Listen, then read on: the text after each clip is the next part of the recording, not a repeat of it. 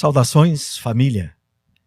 Sejam todos bem-vindos ao estúdio HR6, em parceria com o Instituto Rodrigues Perrotti. Vamos nos inspirar juntos. Inspiração, estado de presença, estado contemplativo. Vocês daí e nós aqui no estúdio. E hoje eu trago para estar conosco uma grande referência da psicologia do Brasil. Entre tantas obras, entre tantos trabalhos, trouxe a primeira formação em constelação familiar internacional aqui no Rio Grande do Sul, a qual tive a alegria de participar e de viver curas muito importantes naquela etapa do meu caminho. A grande responsável pela divulgação na região sul do Brasil deste movimento fantástico de expansão da consciência, o Pathwork. Senhoras e senhores, conosco a psicóloga Renate Miller. Renate, que alegria te ter por aqui, que honra, que oportunidade fantástica para mim, para todos nós. E, além de tantos projetos, agora estás com este novo projeto Diálogos do Silêncio. Então eu já vou começar por esta palavra, né? Depois de toda a tua caminhada. Quem é o silêncio para ti? Bom, antes de falar de silêncio, eu preciso dizer que eu estou muito feliz de estar aqui. Acho que nós temos muitos anos de trocas valiosas, né? E me emociona, Bauer, quando tu me contou do teu sonho e ver esse sonho realizado nesse espaço maravilhoso, a homenagem ao teu pai, uma coisa tão linda, tão sensível como tu és, né? E eu que te acompanhei já dessa longa jornada, né? Fico muito feliz de ver tudo isso. Silêncio, Obrigado, silêncio, né? Palavra que eu acho que por mais que a gente tente alcançá-la, falta espaço para silêncio. Eu diria que silêncio, para mim, eu não sei se eu saberia descrever, mas é um momento de conexão com o sagrado, com a totalidade que nos habita, né? E, infelizmente, eu acho que a gente tem vivido nos oportunizando muito pouco silêncio, né? A nossa mente, que está lá na torre de comando, ela não para, ela precisa estar todo o tempo em contato, né? E é tão importante quando a gente consegue silenciar. E eu não estou falando assim de ter que ir para meditações que nos levem para aquele silêncio de nirvana, não. Eu falo da gente experimentar pequenos momentos de pausas. Um silêncio, por exemplo, para ouvir o que está acontecendo dentro de mim. Porque a gente está tão voltado para fora, né? Eu, por exemplo, embora eu tenha, sei lá, eu comecei no Pathwork faz 33 anos, né? Antes disso, por 5 anos, eu facilitei grupos de meditação. Um trabalho voluntário, acho que nem tu sabe disso. Não estava sabendo. É. Mais uma Num da grupo Renate chamado Convivência, que era um espaço muito especial, que eu fui levada para esse trabalho por, eu diria, minha segunda mestra. A primeira foi a minha mãe, né? Que me levou para a espiritualidade. E a minha segunda foi Moema Cirne, uma mulher que eu estava, acho que eu estava assim com meus 20, perto de 30 anos, né? Eu já tinha meu filho E eu estava naquela época de que eu me sentia o coelhinho da Alice. Tá na hora, tá na hora, tá na hora. E aí eu fui para terapia para dar conta de todos esses papéis, né?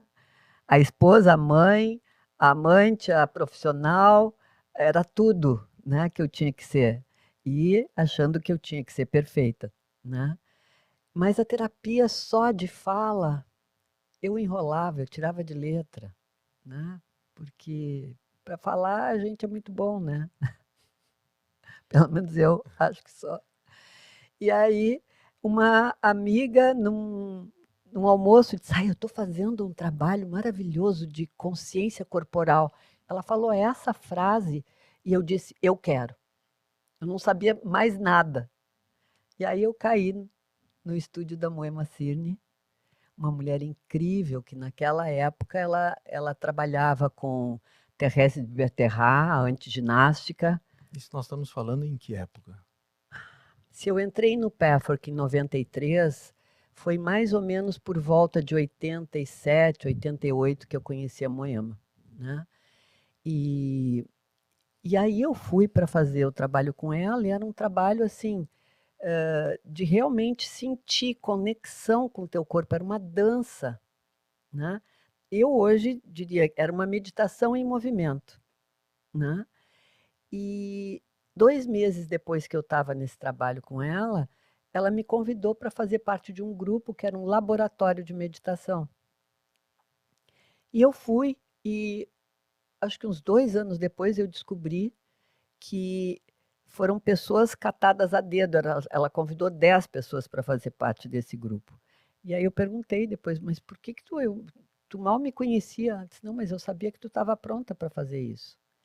E essa foi, por isso tudo, aí essa pessoa ficou doente, era para ter morrido em 6 meses, levou 2 anos, porque essa equipe de 10 pessoas ficamos ali sustentando o campo com ela, né? E depois a gente se dividia em grupos de meditação, era um trabalho totalmente voluntário, né? Várias pessoas que hoje ainda me seguem, né? Iniciaram lá nas meditações comigo. Deixa eu abrir um parênteses Aham. aqui. A Renate Miller sempre está pelo menos um passo na frente. E a minha sensação é de que este passo à frente que ela está, normalmente é porque há um trabalho pessoal muito profundo. A Renate, para mim, é uma das fontes inspiradoras de, do, do quanto a vida faz uso de quem de fato se aprofunda nesse amadurecimento, nessa expansão da consciência. Então, a Renate sempre é veículo de algo novo. E aqui hoje estou descobrindo com vocês mais uma faceta da Renate. Então, esses foram 5 anos muito lindos. A gente criou uma comunidade, uma família muito forte com essas pessoas, né? E então, quando eu fui para o Pathwork, em 93, que eu nem sabia esse nome, depois, se quiser, eu posso falar mais sobre isso, mas enfim, ali eu já Seria bom. tinha essa bagagem, né? E por isso os americanos que trouxeram, foi a primeira formação do Pathwork no Brasil, né, da qual eu Que ano? participei. 93 nós iniciamos. Em 94 eles já me habilitaram a começar um grupo, embora era uma formação longa, porque eu já tinha experiência com grupos esses, então trabalho voluntário que eu me doei, né, para fazer, eu estava tendo retorno, que eu sempre digo, né, a gente dá de um lado e recebe de outro, né? E então o silêncio, eu estava trazendo isso para te responder, que embora eu faça meditação desde os anos 80, ainda é muito difícil para mim calar a mente. Então eu entendo que as pessoas tenham dificuldade de fazer isso, né? Porque realmente são muitas motivações externas, né? Mas eu diria assim, a gente precisa persistir. Persistir para poder...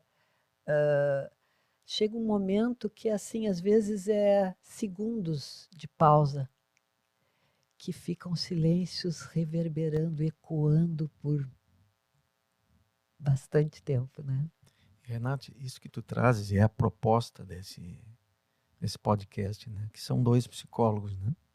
Dois seres humanos que em algum momento, por destino, por inspiração, se fizeram também psicólogos, né? E quando tu trazes esta questão de que são poucos instantes, mesmo com toda a tua experiência de meditação, né? Esse silêncio te escapa.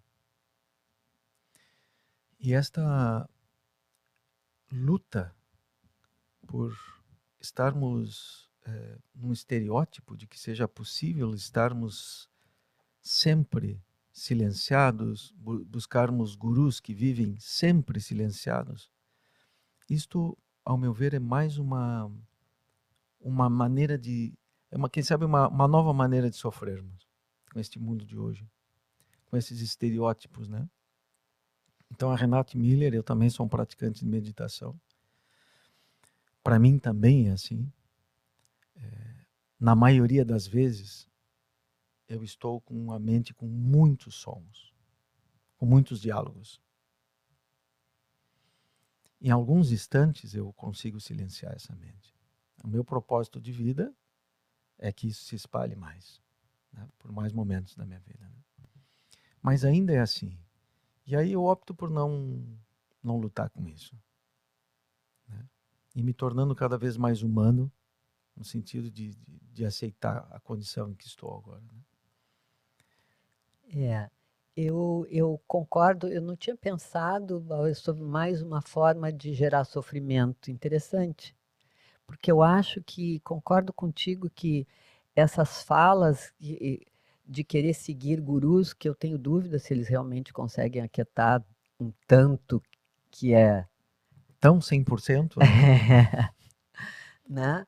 Mas, enfim, eu acho que a gente, para mim, o meditar, se eu fosse dar uma descrição breve, é estar no presente, aqui e agora. Isto é meditação. E isso também é muito difícil. Quem diz que está sempre no presente, eu diria assim, eu duvido, né? Porque eu não estou e eu me esforço muito para estar, né? Eu duvido também. É uma condição humana nós voltarmos cada vez mais rápido para esse presente se vamos nos desenvolvendo. Agora, estar sempre no presente parece algo idealizado, né? Exato. Ou intelectualizado também, né? E tu quer ver, Bauer, uma coisa que eu observo muito, e esse é um ponto que eu foco no Diálogos do Silêncio, que tu mencionasse, é a questão do silenciar para ouvir o outro. Eu não sei se vocês conseguem enxergar aí uma orelha que está atrás do Bauer. Eu não sei se aparece. Não aparece, mas a gente dá um jeito aqui, Ah, né? não, tu vai Falei. ter que mostrar. Porque esse cara, eu não sei se vocês sabem, mas ele é um escultor maravilhoso. É impressionante o que esse cara faz. Vou deixar essa orelha por aqui. Ó. Deixa ela, deixar por porque aqui ela é muito importante. A escuta, eu acho que é muito mais importante do que a fala, sabe? Isso. Aprender a escutar, porque vê, isso é uma forma de silêncio. Eu poder ouvir o que o outro está falando. E na maior parte das vezes, tu está me falando e eu estou pensando no que eu vou dizer para ti. Seja para te convencer a pensar diferente, seja para o que eu vou dizer na continuação, né? E, na realidade, ouvir é uma arte. Né? E eu fico atenta para praticar isso. Uma sabedoria fina, né? Exato. Ouvir, né? Saber ouvir, né?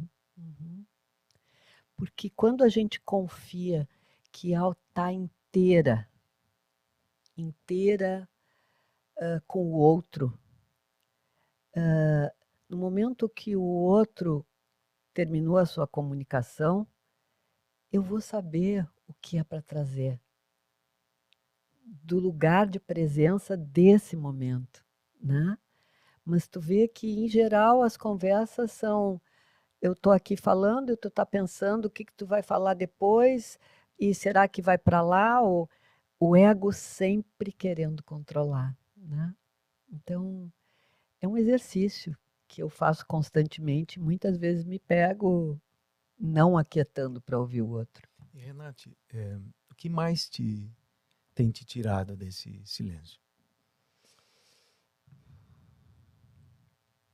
Pergunta difícil. O que tem me tirado? Ai, eu acho que é tanta coisa, Bauer. Gente, é tanta coisa que eu acho que a gente vive momentos de muita informação e, ao mesmo tempo, nenhuma. Nenhuma, eu quero dizer assim, é tudo de uma superficialidade, né? São saberes tão que é difícil, Voláteis, né? voláteis, é difícil a gente focar e querer mergulhar mais profundamente em algo, né? E os tempos parece que voam e correm. Falar em tempo, posso falar de uma... Pode, Eu vou encaixando uma coisa em pode, outra. claro que sim. No primeiro módulo de Pathwork que eu fiz, lá em Salvador, era com os americanos lá.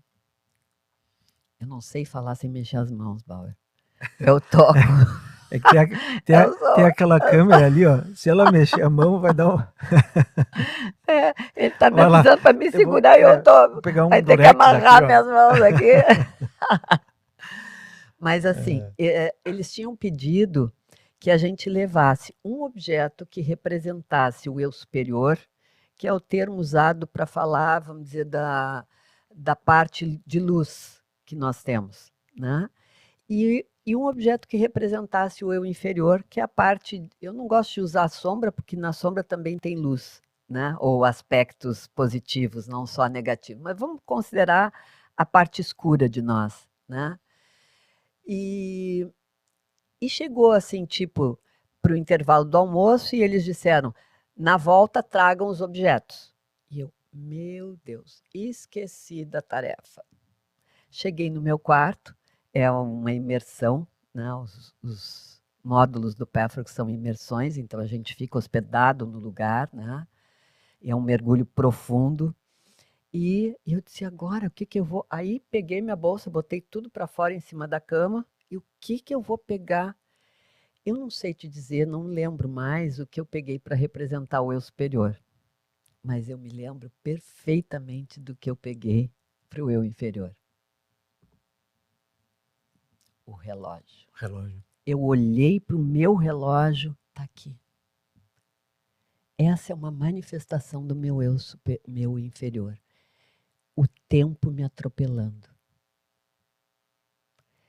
E esse é um exercício, Bauer, que eu diria assim, eu acho que evolui bastante, mas ele ainda me atropela às vezes, né?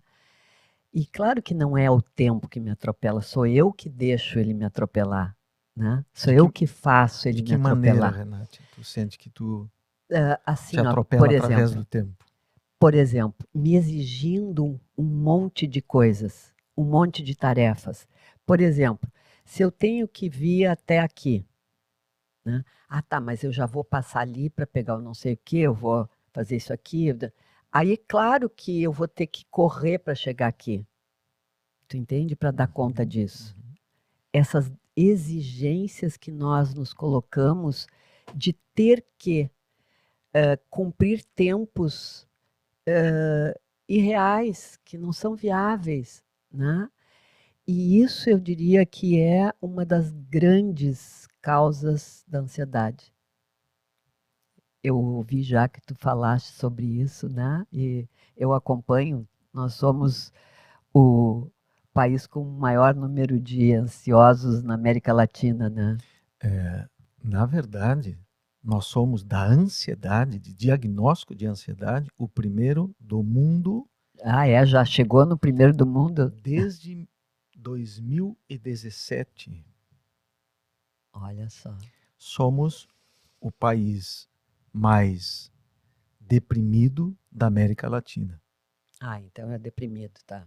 Uhum, Né? uhum. Então, tu compreendes que a causa da ansiedade é esse excesso daquilo que não é legítimo? Eu não diria que é isto. Eu acho que pode-se Uma das dizer que tem causas. uma das causas. São Uhum. vários fatores, Vários né? fatores.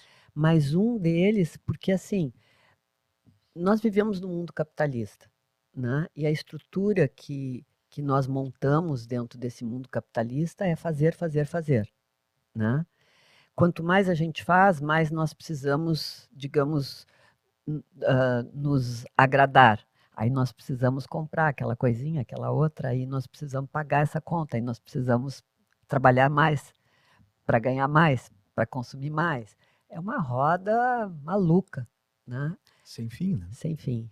Então, isso eu diria assim, e tu sabe que eu cheguei a observar, e aí eu vou fazendo ligações aqui, que eu tinha picos em horários específicos, né? E a gente sabe que a ansiedade ela provoca, né, ah, mexe todo com o nosso sistema, né? A adrenalina se eleva, o cortisol, né? E, e eu vi que era como se assim, por exemplo, no horário do almoço, eu tinha que inventar um monte de coisas a fazer. Isso eu estou falando quando eu trabalhava com horário, então eu ia em casa para almoçar, né? Mas aí eu já tinha que fazer isso, eu já tinha que fazer aquilo. Era uma loucura, né? E ali eu ganhava a minha dose de adrenalina. E é viciante, o nosso corpo vicia nisso, né? E eu comecei a me monitorar para não, não, tu vai só almoçar.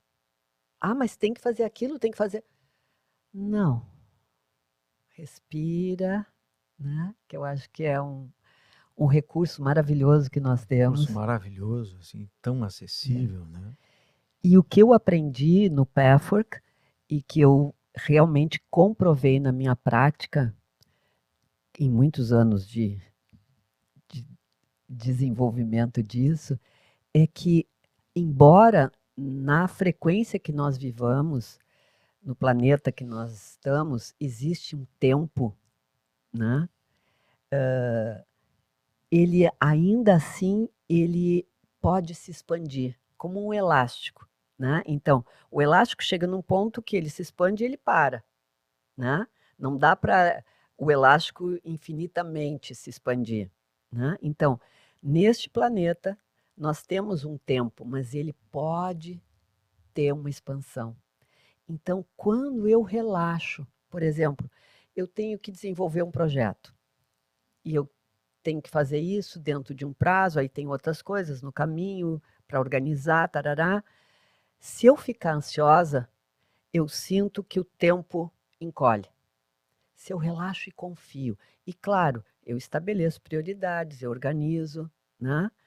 Eu vou desenvolvendo e confiando, vai dar certo. Ah, mas aconteceu um imprevisto que eu não contava, agora eu tenho. Tá calma, respira. Daqui a pouco vai se abrir uma outra oportunidade que tu nem contava e vai dar tempo. Confiar. Esse é um outro ponto que eu venho desenvolvendo a habilidade de confiar cada vez mais. E essa palavra, Renate, me remete a te trazer a seguinte pergunta.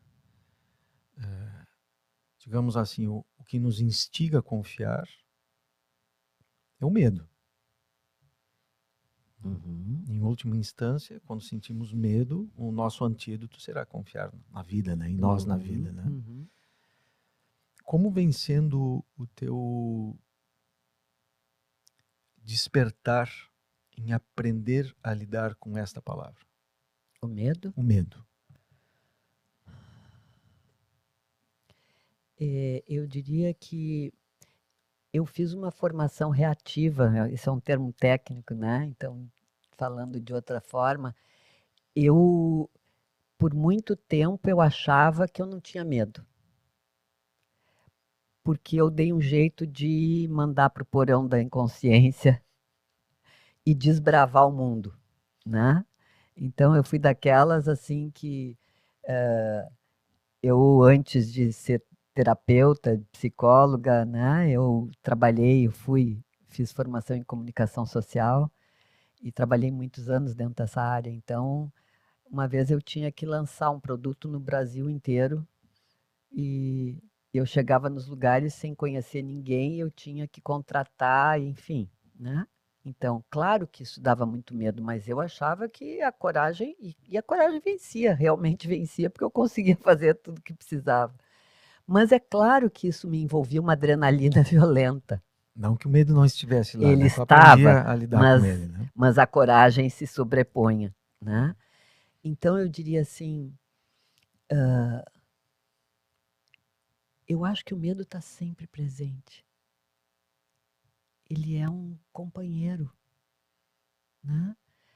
E o que a gente precisa é dar espaço para sentir. Eu não fazia isso. Eu negava o medo. Mas hoje é, é uma presença que está todo o tempo ali. E agora? E agora? Né? E aí eu posso respirar e dizer, vai dar tudo certo. E o que não der certo é porque era para ir para aquele caminho e te trazer algum aprendizado. Então, Eu sinto assim tão maduro isso que tu trazes e uma oportunidade fantástica para nós aqui, dois seres humanos, dois psicólogos que já passaram dos 50 anos e que aprendemos algumas coisas e que vamos descobrindo que o mais profundo está sempre à nossa espera, né? De divulgarmos também através desse podcast que a maturidade está em nos tornarmos cada vez mais humanos, em aprendermos a lidar com esse humano. E esse humano também é feito de medo. E a fantasia da criança, ou assim fala a minha criança interior, é encontrar um mundo onde não haja ameaças, né? Pais ideais, terra ideal, né? E a maturidade tem me levado para compreender que quanto melhor eu encontrar uma paz profunda nesse mundo e nessa humanidade que me toca, nesse nível de consciência que me toca, com medo, com raiva, com não saber, né? Este é o ponto, ao meu ver, central da maturidade. concordo totalmente contigo. Eu acho que, assim, sentir, seja o que for, né? A gente tem muito dentro de um planeta dual, né? Que é certo e errado, que é bom e é mal. Então, não, esse pensamento, esse sentimento é ruim, né? Eu me lembro que eu cometi um erro bem consciente hoje, na época não, né? Dos vários erros que a gente faz com os filhos, né? Uma vez, o meu filho era bem pequeno e ele sempre soube usar muito bem as palavras. Ele, embora até os 4 anos ele falava como Cebolinha, né? Preciso, mamãe. Ele tinha um vocabulário muito rico. E aí não sei o que, que aconteceu e ele disse, que ódio! E eu disse, ai filho, ódio é muito feio, pode dizer que tu tá com raiva. Porque depois, anos depois, aquela frase me veio, eu disse, meu Deus, eu preciso dizer isso para ele já era um homem. Eu fui dizer, olha, pode sentir ódio do que tu quiser, de quem tu quiser, né? Sentir não quer dizer que tu vá atuar aquilo, né? Se eu sentir a raiva, eu não vou pegar no teu pescoço, mas eu tenho o direito, e eu diria mais o dever de sentir o que quer que se passe dentro de mim. Seja ódio, seja raiva, seja o que for, não só as coisas boas, né? Isso eu vejo que ainda é muito difícil para a maior parte das pessoas. Eu não estou dizendo que eu esteja plena disso o tempo todo, né? Porque muitas vezes a gente nem se dá conta que está impedindo, porque dói, né? E tu trouxesse essa questão dual, né? Uhum. Que à medida que nós vamos ascensionando a nossa consciência, a dualidade, ainda que coabite conosco, ela vai sendo superada pela unidade, né? Uhum. Eu queria compartilhar contigo e com quem está conosco algo, quem sabe, polêmico, que me alcançou agora. Uhum. A conclusão que eu chego, que este mundo daqui, onde tem este estúdio, onde tem esta natureza, este mundo daqui, é um mundo dos prazeres e do dinheiro. Este mundo daqui. O mundo, digamos, espiritual, no sentido de que transcende aquilo que termina e aquilo que é visível, é o mundo da consciência. E a conclusão que eu chego hoje, no ano de 2025, que viver bem é viver ampliando a consciência, tendo uma conduta madura com o dinheiro e compreendendo, tendo uma visão mais expandida dos prazeres possíveis daqui.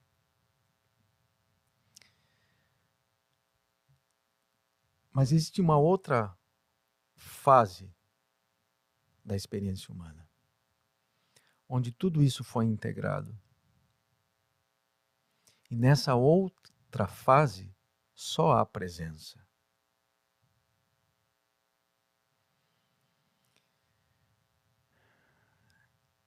E o dilema é que, com todas as informações, muitos de nós, ou quem sabe esteja falando só de mim, vislumbremos estar nesta outra fase, onde só há presença. Ao meu ver, existe um caminho até chegar nesta outra fase. Então, eu me vejo, qual é o meu momento de consciência? Bom, eu tenho que aprender o que é o dinheiro para mim, como viver uma relação madura com o dinheiro, como viver uma relação madura com os prazeres da vida, daqui, e colocar internamente, assim faço, como meta, a minha expansão de consciência, para que em algum instante eu possa vislumbrar um outro lugar. Como é que tu sentes isso? A tua fala, Bauer, me levou para talvez um dos meus maiores medos, que é uma crença que eu venho trabalhando bastante, tá? Mas ainda não está resolvida, que é assim, isso que tu dissesse, não estou dizendo que tu disse isso, é como essa parte que tem medo ouviu, tá? É importante a gente distinguir. Então, esse lugar só de presença. Eu usaria o sinônimo, o céu deve ser assim. Ai, que chato. Eu adoro as coisas humanas. Eu adoro sair para dançar, para ouvir música. Eu adoro comer, não me fala nesses negócios de viver de luz, sabe? Eu adoro o sabor da comida, o prazer de sentar numa mesa e então quando vem, eu não volto a dizer, não sei, não é talvez isso que tu dissesse, mas eu fui pro meu medo de que todos esses, se eu, por exemplo, transcendesse, né? Como a gente ouve pessoas dizer lá, eu me lembro há anos atrás, nem sei se a pessoa existe, uma moça chamada Yasmorin, que até tem livro, né? Que ela parece que viveu, já estava há 8, 9 anos sem comer nada, só vivendo de luz, né? Inclusive, Isso faz muitos anos, não não sei se sei se... estamos falando da mesma pessoa, mas teve alguém há uns 20 poucos anos em Porto Alegre, trazendo É isso aí. Eu a acho que é mesma. essa, acho que é a mesma sim, né? Então eu fico, ai, não me tire esse prazer, né? Então eu adoro a minha humanidade e tudo que ela me traz. Mas eu acho que é aí a história das crenças, né? É quando a gente separa ou isto ou aquilo, né? Então, ainda dentro de mim, isso está cindido, né? Então, se eu for muito para esse lugar de luz, eu vou ter que abrir mão. E é isso que os gurus nos contam, né? Que a gente tem que aí passar meditando e não sei o que. Não, eu acho que eu quero meditar aqui contigo, batendo papo contigo, eu estou na maior meditação, né? Eu quero estar É o nosso celebrando com estado a de natureza, presente, é né? estado de presença, né? De eu poder respirar olhando para uma árvore e me sentir uma com ela e querer dançar à volta dela, né? Isso para mim é estar totalmente. E acolher quando tu passas por essa árvore e a tua cabeça está tão cheia que tu nem percebes que essa árvore está aí, acolher-se também nesses instantes, né? Dançar esse instante, né? Uhum, com certeza. É interessante porque eu acho que a gente tem muitas crenças que nos impedem de viver a abundância da vida e do universo, né? Eu acredito, em teoria, né, porque ainda não consigo viver plenamente na prática, que a vida é benigna. E mesmo nos momentos difíceis, né, se a gente olhar hoje assim para o mundo, em pleno terceiro milênio, a gente ainda comete barbaridades, como essas guerras, né? É difícil de poder compreender por que ainda, né? Pelo menos para mim é muito difícil. E eu me pego com aquilo que muitas vezes eu ouvi o Hellinger falando, né? Olhar para tudo que é e dizer sim, que difícil, que difícil. Por muitos momentos eu fico com ódio. Pegando bem essa palavra que eu disse para o meu filho que era muito feia, eu me vejo sentindo ódio de pessoas que mandam fazer barbaridades com outras, E eu me vejo indefesas, sentindo medo. né? É engraçado, aí eu não sinto medo, eu sinto ódio, raiva, sabe? E aí eu me vejo igual a eles, querendo destruir, né? Então eu vejo que eu sou parte Sim. dessa guerra, né? E cada vez que eu me pego sentindo isso, eu vejo que eu estou botando uma gotinha nesse oceano turbulento de guerras e de sangue, né? E aí eu preciso respirar, dizer, ok, aquele líder lá também é humano. E por alguma razão ele está fazendo parte desse grande cenário e mandando fazer barbaridades. Há um discurso muito espalhado, ou pelo menos em alguns cantos, de que se o ser humano não aprendeu até agora a não fazer guerras, a compreender que ele é parte do ecossistema de um planeta, essa é a alma humana. Essa é a essência humana. Há um discurso espalhado. E vejo que nesse discurso há um desânimo, há uma desconfiança de que esta humanidade, em algum momento, terá um despertar razoável. Quando eu escuto esses discursos, eu me pergunto, é possível olhar assim para a humanidade sem também estar desistindo da sua própria humanidade? Eu acho totalmente possível.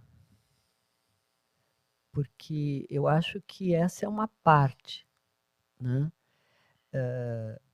que existe lá naquele líder que eu considero cruel, né, e que eu odeio muitas vezes, e existe dentro de mim. Eu tenho talvez um pouco mais de consciência do que ele, e agora me veio assim, e se tu tivesse o poder dele, né? Porque é fácil a gente julgar quando não está no lugar, né? E quando não tem interesses, enfim. Mas eu acho que assim, a essência de nós humanos é linda. E eu confio profundamente. Eu acho que quando a pessoa está trazendo o seu pior, teve uma razão de ser para acontecer isso. Ela deve ser uma pessoa muito machucada, muito ferida, para poder ferir outros. Então, quando eu consigo conter, e quando eu digo conter, não é mandar para o porão, mas quando eu consigo perceber que eu estou odiando e acolher, né, esse ódio para que ele não precise crescer, eu consigo olhar para essa pessoa e dizer, puxa, que duro foi a tua vida, que difícil deve ser para ti te manter nela. Por isso tu te perde tanto, né? Me lembrei desse trabalho que nós estamos fazendo, né? Tu também, no regime prisional, onde nos deparamos com, muitas vezes, os excluídos dos excluídos. E não só os excluídos dos excluídos por outros, mas também aqueles que compreendem, por vezes, não merecer o pertencimento, né? Estar ali. E nesse lugar, Renate, eu tenho me deparado com um presente inenarrável da força do amor e da vida em todos.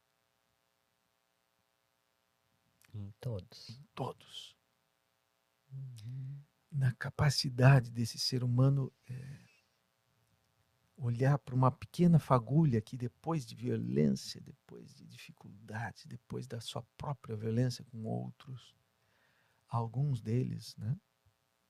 Um deles compartilhou, inclusive um material que eu divulgarei com muita gentileza, onde ele fala da sua violência, da dor de ter provocado essa violência, da culpa de ter provocado essa dor para a sua filha, das dores que carregava, da responsabilidade de ter provocado, de ter encontrado esse tipo de saída para essas dores internas. E eu senti de todo o meu coração um desejo legítimo de fazer diferente. Então, quando eu olho para eu fico muito emocionado também em falar isso, porque eu sinto um amor nesse momento que eu estou conversando com essa pessoa, que é um amor que nos mostra que somos tão iguais, tão humanos, tão próximos. Estamos despertando a humanidade do outro, como nós aqui, como quem está conosco. E nesse lugar, eu sinto a unidade. Sinto um êxtase de unidade. Com certeza. Né? E peguei esse gancho porque, digamos assim, é um lugar inóspito. Estamos dentro de um regime prisional. Barulho. Tem uma grade entre nós. Aquele ser humano está ali, um deles me disse, eu ficaria mais 15 anos aqui. Ele te disse? E nesse lugar, sentir o êxtase da unidade, da comunhão, meu Deus, que presente. Realmente, é incrível. Por isso eu digo, por pior que a pessoa esteja se mostrando, a essência dela é amor, né? E Hellinger falava muito disso. Lembro dele contar histórias, né, de quando tu olha com bons olhos, realmente, verdadeiramente, encontrando a luz do outro, mesmo que o que esteja aparecendo, né, é o pior dele, é transformador isso. Isso nos leva para um lugar que é silencioso, né? Eu sinto que eu e tu agora estamos num lugar mais silencioso, né? Falando de algo humano, cotidiano, né? Não nos escapando disso. E aí a sensação é que parece que o silêncio expande e as fronteiras que nos separam, né? O corpo parece que ele se abre para encontrar outro corpo. A unidade, né? Podemos sentir a unidade agora, né? Isso para mim é Deus. Se tivesse que dar uma definição. Isto para mim é o silêncio. Deus é silêncio. Deus é silêncio, né? E é verbo. E é verbo. Também. Um outro ponto que me chama bastante atenção hoje, né? Quando eu iniciei essa caminhada, que eu falei aí, né? Final dos anos 80, 90, eu me sentia um ET. Um ET eu quero dizer assim, porque O assunto do ET não foi trazido aqui. mas um ET no sentido do estranho no ninho, porque se eu vivia coisas, né, que não dava para falar, porque se eu falasse as pessoas iam olhar para mim, "Ih, de que planeta ela vem, né? E uma das palavras que era muito, digamos, que é isso? Autoconhecimento e autorresponsabilidade. E hoje é moda. Falar em autoconhecimento é moda, né? Eu só espero que não fique só, né? Porque as palavras a gente gasta elas e vai perdendo sentido, né? Mas a autorresponsabilidade, e eu volto assim, a reforço no sentido de que não acho que é porque é moda que é ruim, tá? Eu acho maravilhoso que as pessoas estejam falando em autoconhecimento, que busquem autoconhecimento. Eu acho que não tem saída, né? Mas a autorresponsabilidade dentro do autoconhecimento, ela é fundamental, né? E eu te diria assim, na minha experiência clínica, eu vejo inclusive colegas que eu considero bons profissionais caindo muitas vezes nas histórias das pessoas, dos seus clientes. E quando eu digo caindo, parece, mas e aí não tem que acreditar na história do teu cliente? Acreditar sim, mas ouvir que ele co-criou com alguém ou com vários alguém essa história. E cada um tem a sua parte de responsabilidade. E eu vejo, por exemplo, colegas crucificando uma mãe porque atende o adolescente, né? E esse adolescente pode estar apresentando coisas difíceis, que tem que ter um comportamento, né, de dar limite, enfim, e pode ser até inadequado o que os pais estão fazendo. Mas é preciso ver, né, que nós escolhemos os nossos pais, assim, aprendi no Pathwork, né? E as constelações reforçaram isso, né? E que, quando eu falo de paz, eu falo de todas as relações, né? Eu escolho estar contigo hoje, eu escolho estar naquele ambiente de trabalho, eu escolho estar com estas pessoas e não com aquelas. São escolhas que nos levam não à toa para aqueles lugares, porque dentro de mim algo me leva para aquilo. E às vezes eu nem sei, né? Às vezes eu me queixo daquele ambiente do trabalho, mas aquele ambiente de trabalho está falando de mim.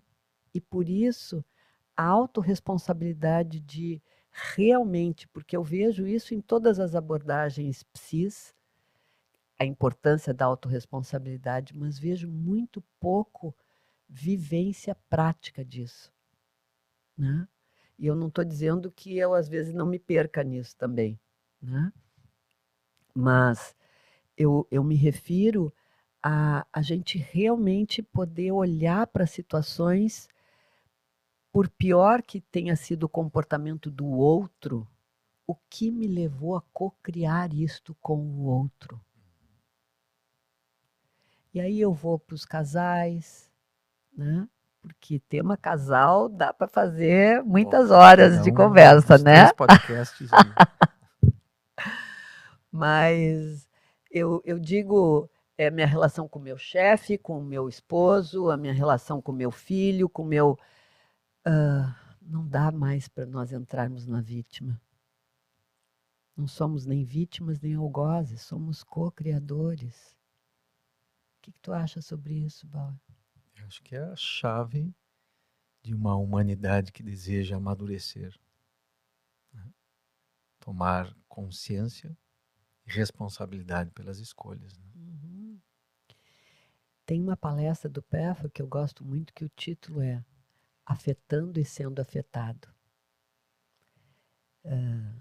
Para quem tiver interesse, agora é um comercial gratuito aqui, que eu não ganho nada com isso, mas o Pathwork tem site, no caso aqui no Sul, é Pathwork Sul, e tem todas as palestras disponíveis para quem quiser, né?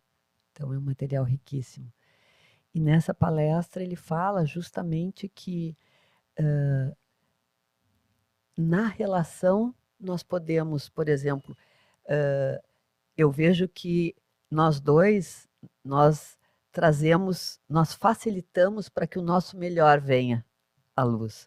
Mas tem relações que às vezes vão provocar o nosso pior, né? Então, às vezes a pessoa diz: "Ah, o fulano é assim". Puxa, mas eu conheço o fulano, eu nunca vi o fulano se mostrar assim. Comigo pode não, mas com a outra pessoa sim, né? Então, é muito interessante quando a gente se observa, né? Claro que tem algumas características que são mais presentes em nós. Tem pessoas que são mais delicadas, que são mais amorosas, que gostam de abraçar, que gostam de...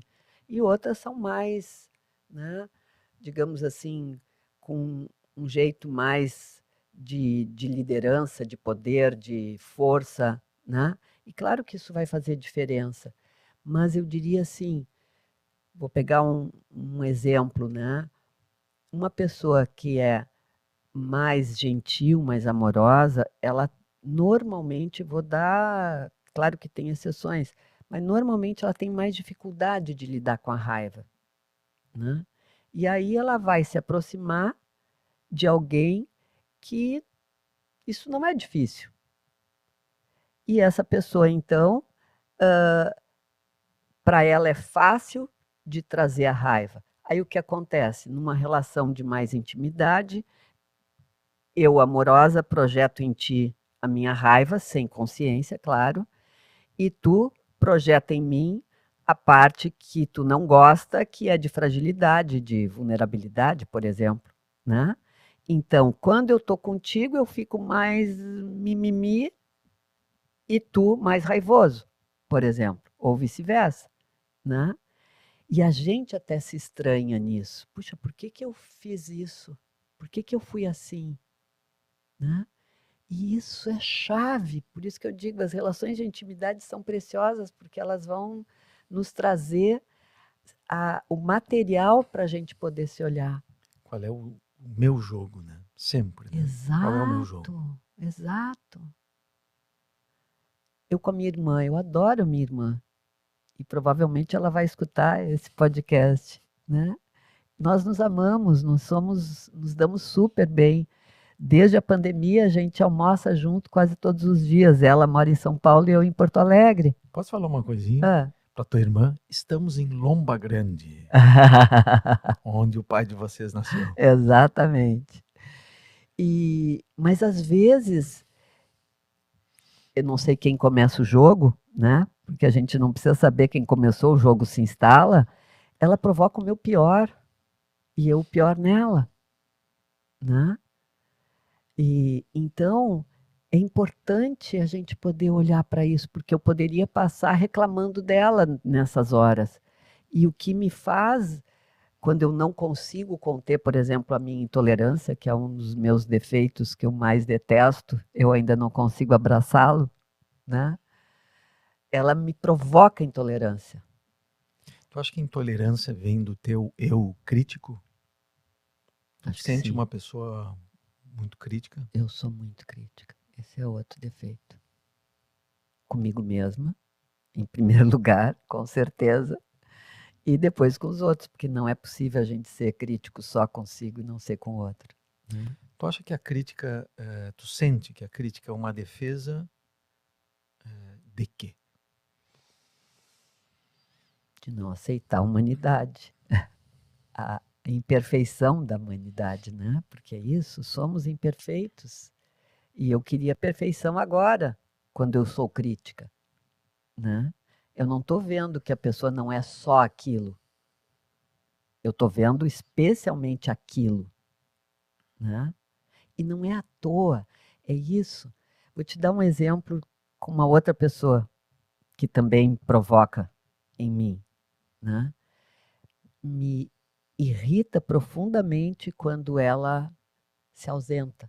Quando eu digo se ausenta, é estando presente, não estando, né?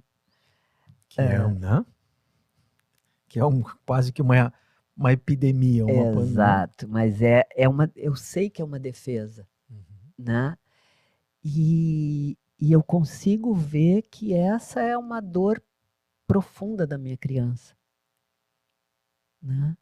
De necessitar verdadeiramente de continência enquanto bebê. E eu fui criada numa cultura germânica, né? De que criança que comeu, que está com fralda trocada, tem que dormir, põe na cama e deixa chorar. Era assim nessa época. E eu fiz parecido com meu filho, né? Que até o médico disse, depois dos 3 meses agora, né? Hoje eles têm 3 anos e dormem com os pais em muitos casos. Que isso me apavora, né? Mas, então, eu consigo ver que eu poderia dizer, volta fulano, mas me irrita quando ela se... E tu sente que essa crítica vem de qual dor? Da dor, porque é como se a minha criança sentisse, ela foi embora e me deixou aqui sozinha. É a dor do abandono, entende? Cada vez que tu te fazes mais crítica, tu estás revisitando a dor do abandono? E eu acho que depende, né? Por exemplo, essa situação é por causa da ausência. Eu posso ser crítica por outra questão, né? E aí eu não saberia agora te dizer se é pela mesma dor. Teria que observar, né? Mas pode ter diferentes críticas, né? Eu me senti agora, me veio a imagem de mãe e pai, né? É o meu lado crítico, meu lado severo, e aliás, quando estou crítico, quanto me tiro da leveza e de um estado de desfrute, né? Daquilo que é ou com alguém, né? Me veio as cobranças da mãe, sempre muito, que me trouxe, assim, elaborei isso. Me trouxe um Bauer disciplinado e me trouxe um Bauer muitas vezes com dificuldade de descansar, de parar. E me veio à tona um acontecimento com meu pai, na vida dele, com os seus pais. O quanto para ele foi difícil aceitar que lhe tocou esse destino e de que forma ele também se fez crítico, severo com a sua Qual história destino que tu tá te da referindo? adoção. Ah, certo. Uhum. Quanto lhe custou isso, o destino da adoção? Porque a palavra crítica sempre me vem não é só uma defesa, é também um ataque. Quando nós somos críticos com alguém, nós tentamos impor algo. Com certeza. Né? Uhum. Tentamos impor uma verdade, uma história. Né? Então, estamos chegando perto de algo que dói, que é frágil, que é vulnerável e Que é ameaçador. ameaçador. E eu preciso, então, com o meu eu crítico, voltar a estar sobre né, uma defesa segura. Né? Então, esta é a minha faceta da crítica. Né? Eu acho que quando a gente se auto-observa, e aí eu entro num outro ponto, né? Auto-observação com leveza, e não, às vezes, eu uso o eu crítico comigo mesma, por exemplo, quando eu me vejo intolerante, né? Eu me incomodo por ter sido assim, não me gosto nesse lugar, e aí eu me julgo e me critico, e então não é algo bom. Mas quando eu posso me auto-observar amorosamente, vendo, puxa, pisei na bola de novo, né? E aí eu respiro e digo, ok, o que me fez trazer, me trazer desse lugar onde... Isso é tão simples, tão difícil, e tão difícil. difícil. E te digo, este recurso que tu trouxeste, assim, essa auto-observação amorosa, gentil. Vou contar uma história sobre a gentileza, que eu vivi no Rio de Janeiro. Eu tinha ali por volta de 18 anos. Não sei se você se lembra, se tu te lembras, Anádia, sobre o Senhor Gentileza. Não lembro. O Senhor Gentileza era um cidadão, princípio carioca, que ele colocava uma placa na frente e atrás e escrevia Senhor Gentileza, e nessa placa escrevia coisas gentis. E saía pelo centro do Rio de Janeiro. Né? E eu estou saindo do trem e me deparo com o Senhor Gentileza conversando com dois homens. E ele olha no meu olho e diz assim, tá vendo como as pessoas não são felizes? E segue conversando aqui. E eu tenho esse impacto. Eu tinha 18 anos, né? Ele disse isso voltado para ti. Ele disse voltado para mim. Olhando para ti. Olhando no meu olho. E ele foi muito gentil em me dizer isso. Porque até hoje eu me lembro do Senhor Gentileza e me lembro de me tratar cada vez mais com gentileza e com gentileza as pessoas. É verdade. Essa é, digamos assim, é o meu ideal, mas ainda não consegui chegar lá. Com algumas pessoas, elas me provocam. Algumas são mais difíceis. Algumas são mais difíceis. Claro que aquelas que eu tenho mais intimidade e que têm amor seguro. como a minha irmã, por exemplo. Eu sei que ela nunca vai me abandonar. Então é seguro eu trazer aquilo. Por isso que a gente diz, né? Em casa a gente é o que é nós mesmos, né? Porque a gente tem garantia desse amor, né? Mesmo que a gente reclame do outro, o outro vai estar ali, né? Renate, atrás de ti tem uma natureza e tem uma frase muito reveladora que diz: todos nós somos homens e mulheres natureza. No que está embutido, que ideia está embutida nessa frase? De que nada nunca nos separou, nos separa e nos separará. Somos uma unidade. E a nossa consciência está vislumbrando esta unidade. Ou seja, ainda que nós sigamos fazendo guerras, provocando dores, nos provocando dores também, com aquilo que nós aceitamos de nós. Nunca nada esteve separado.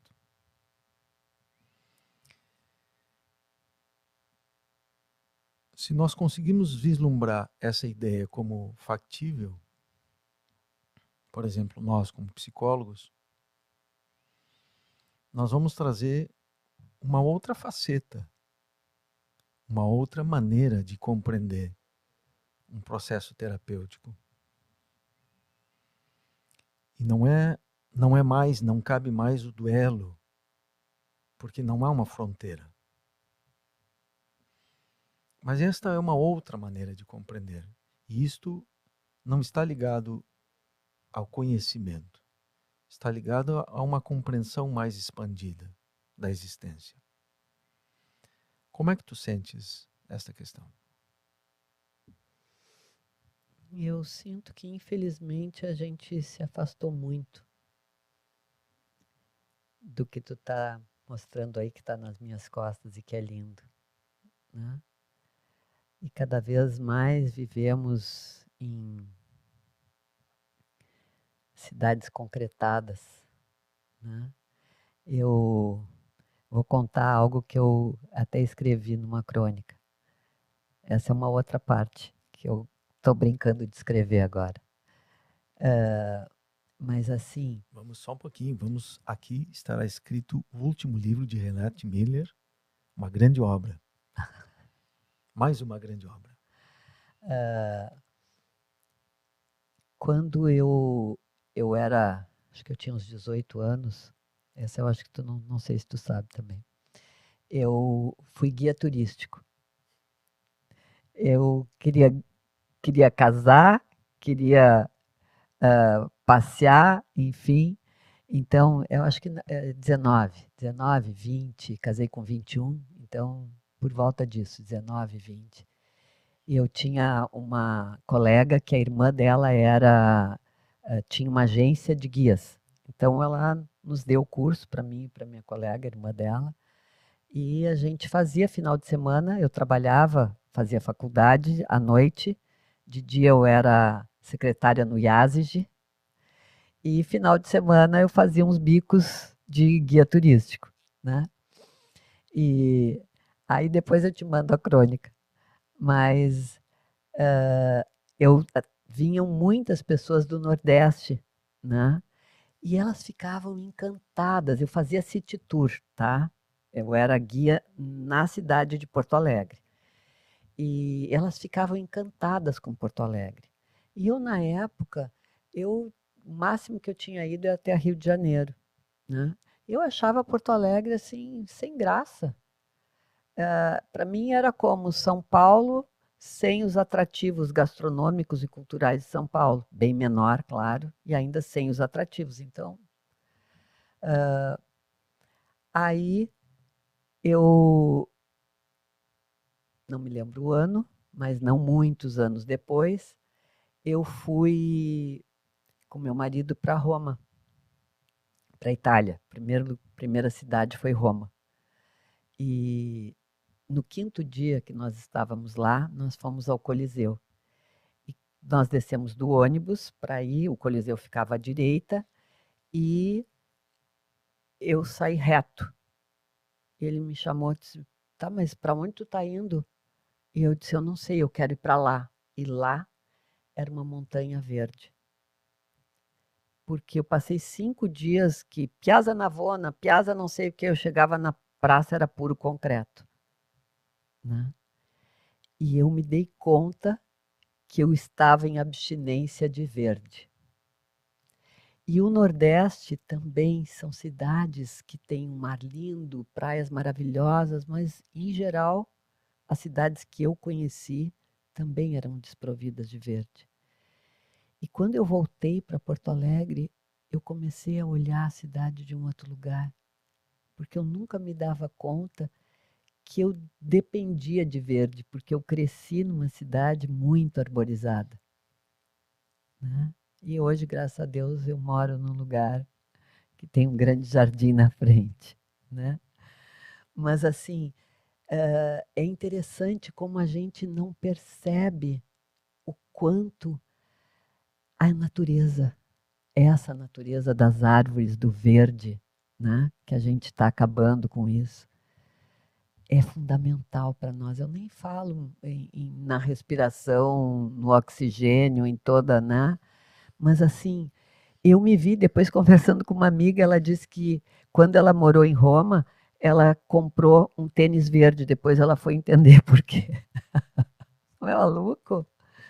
Eu não quero dizer que Roma não é uma cidade linda, ela é linda, mas não tem verde. Né? E eu fui descobrir, e depois disso eu me dei conta da preciosidade que são as árvores. E cada árvore que é cortada na minha cidade para botar um espigão me entristece profundamente. Profundamente. Dói, né? E é o que mais tem acontecido, Bauer. O que mais tem acontecido. É paradoxal, né? A gente está falando em crise climática, em eco, eco, eco, e parece que não tem eco. Né? E nesse mundo que ainda não, ou nessa parte do mundo que ainda não toma essa consciência, é eu encontrar o silêncio, a paz, uma boa convivência com a minha humanidade.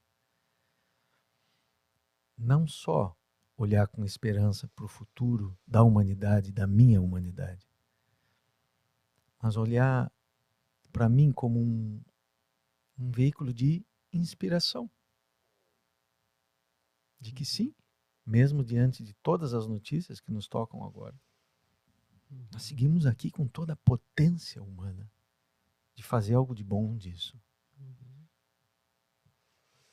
E aí eu queria puxar, já que a gente está falando da natureza, né? Nesse sentido, nós fazemos parte dela e somos elementos, assim como as árvores, mas eu acho que também tem uma.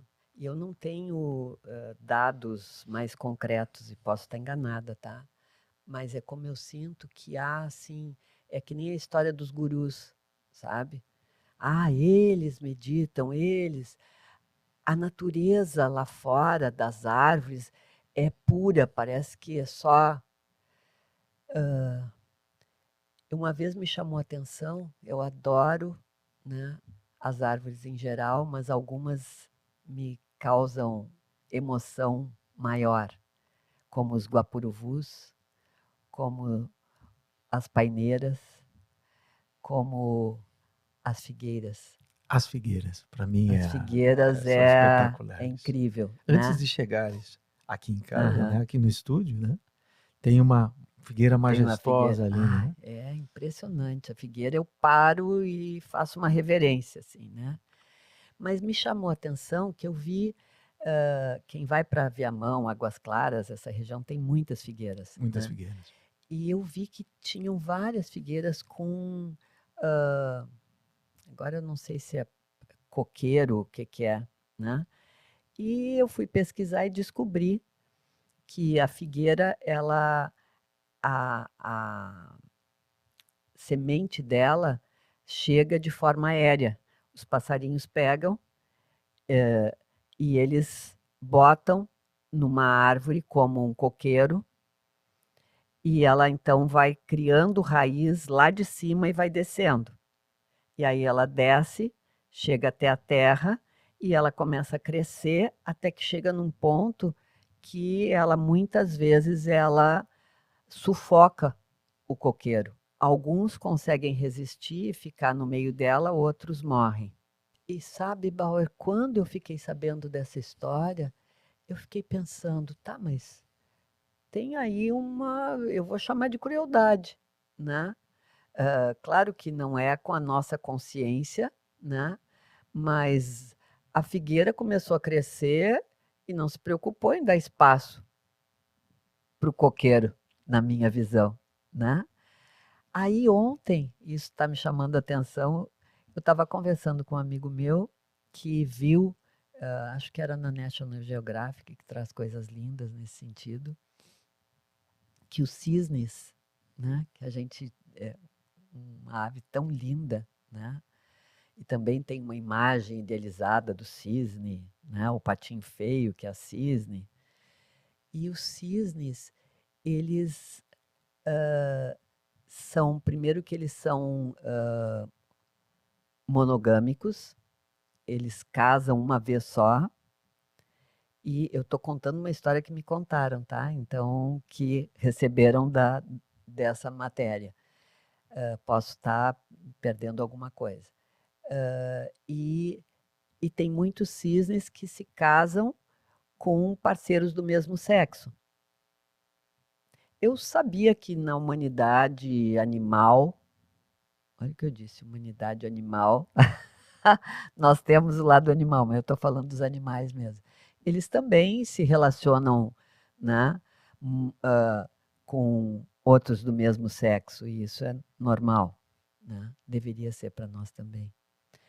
Mas ali o que acontece, que estava sendo mostrado e filmado, inclusive, é que dois cisnes machos eram um casal e queriam ter filhos. Olha, eu fiquei muito impressionada com isso. E o que eles fazem? Eles vão atrás de tomar filhos de uma cisne fêmea. Então, olha só o que é feito. Eles começam a atrair a cisne fêmea, que está lá chocando o seu ninho, e se valem de realmente uma sedução para ela vir, ou de alguma forma, por algum motivo, ela é chamada, talvez até para proteger, ela vá atrás, eu não sei exatamente, né? E eles vêm e roubam o ninho. E aí um dos machos fica chocando e o outro fica de guardião, até que os cisnezinhos nasçam. Eu fiquei chocada, eu disse, mas e a mamãe? Roubaram os filhinhos dela? Eu achei de uma crueldade gigante isso. Isso é natureza. É isso que eu quero trazer, entende? Que a gente faz uma coisa. Não, a nossa natureza, tudo neste planeta tem luz e tem sombra. Nós temos o nosso lado cruel e a melhor coisa que a gente tem que fazer é admitir isso, né? E não querer achar que, não, eu não tenho, eu não odeio, eu não gosto, eu não causo mal para ninguém. Fazemos. Claro que não roubamos os filhos dos outros, né?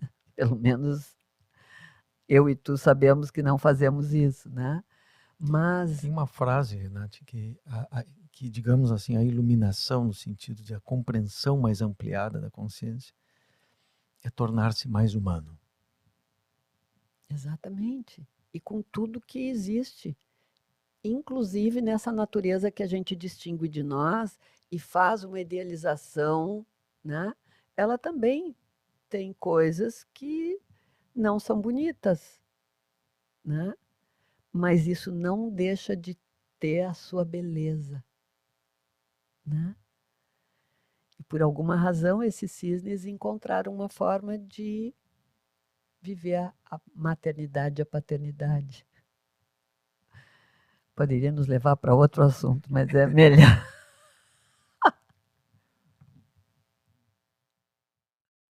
Grazie mille.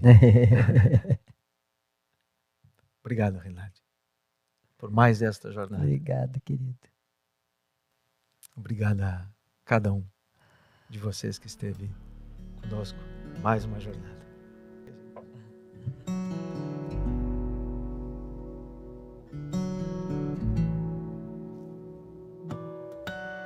Diálogos do Silêncio. Poderia ficar aqui dias.